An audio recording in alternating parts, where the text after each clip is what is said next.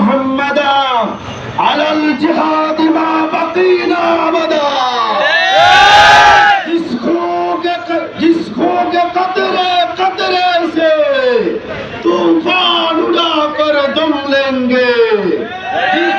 जिस खून शहीदा से अब तक ये फिलिस्तीन जमी गुलरंग हुई, इस खून के कतरे कतरे से तूफान उड़ा कर दम लेंगे।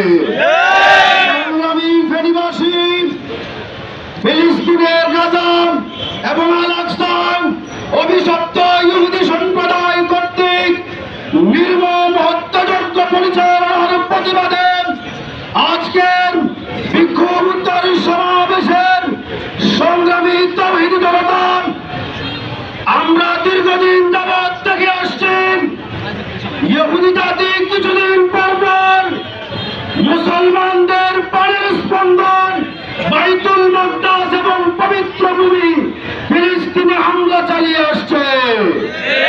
কিছুদিন পূর্বে তারা যুদ্ধবিরতি চুক্তি করেছিল, তারা যুদ্ধবিরতি চুক্তি ভঙ্গ করেছে।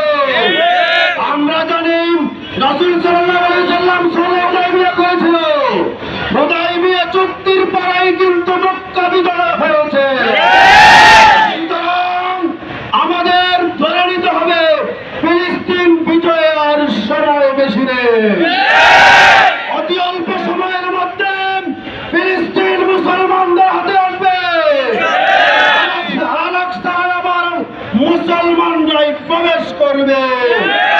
শেষ কথা, যেদিন ইমাম মাহদী আসবেন, হাদিসের মধ্যে আসছে, যখন কোন মুশরিক ইহুদি খ্রিস্টানরা কোন গাছের পিছনে পলায়ন করবে, গাছ বলে দিবে আমার পিছনে একটা ইহুদি রয়েছে, তাকে ধরে নিয়ে যাও।